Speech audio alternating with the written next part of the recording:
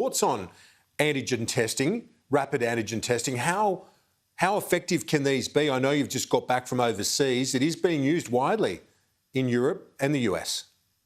Well, that's right, absolutely.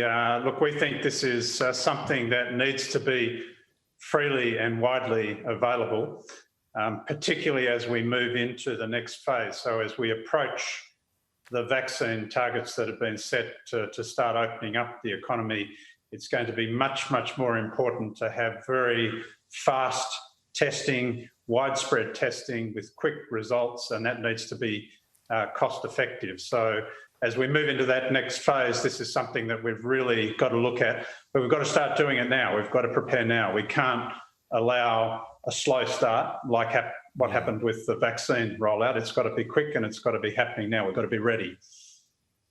What sort of industries would benefit most? Well, look, I think it would be very widespread. This has an application, in big business with large workforces, but it also has an application right down to small businesses running a restaurant or a cafe or a retail store.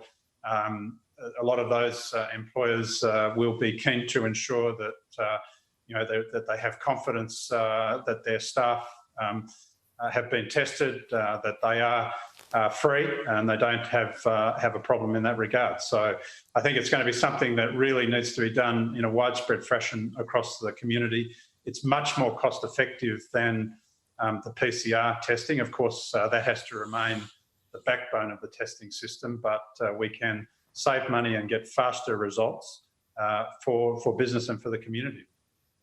And we have Australian companies at the front, basically huge breakthroughs in this technology from Australian-made products. So it's a no-brainer to be using it. Now, what are you picking up from your membership in terms of mandating vaccines, businesses mandating vaccines for their employees? Is that something that many of your members are keen on? Well, look, it's something that may apply to some businesses, and obviously we have seen situations emerging with large companies like Qantas and Virgin and Telstra announcing that that's something that they want to apply. So particularly where you have staff that are in close proximity with members of the public, or where they're working closely together, then it may well be that employers feel that they may need to put these sorts of policies in place, that they need to consult with their workforce. It's best done in a consultative way and a consensus-driven way. But that's a judgment that employers will have to make. And if you're in a small business, again, like a cafe or a restaurant or something like that, hospitality, really facing the public, this will also be something that they might want to consider.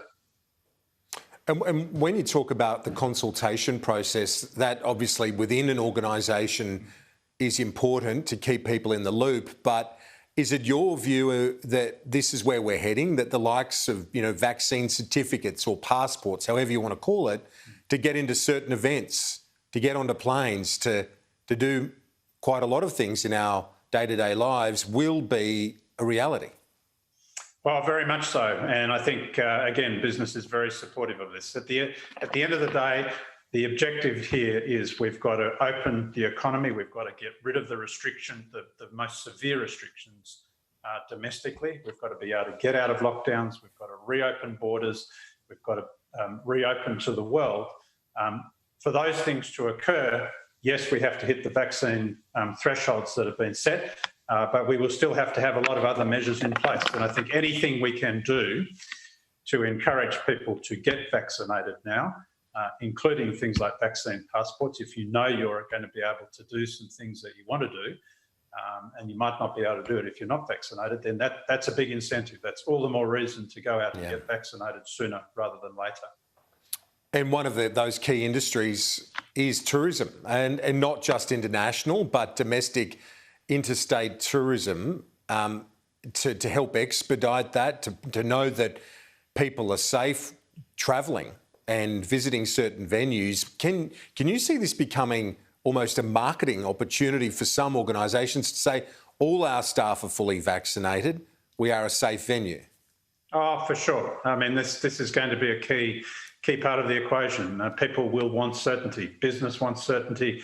Consumers want to know that when they go to an event, they go to a restaurant or a cafe, when they're moving around, that they are going to be as safe as possible. So I'm sure that the onus is going to be on business here to want to get into that position. It is going to be an advantage to be able to communicate in that way. Andrew McKellar, the new Chief Executive at the Australian Chamber of Commerce and Industry. Thanks so much for that, Andrew. Talk to you soon. Thank you very much. Let's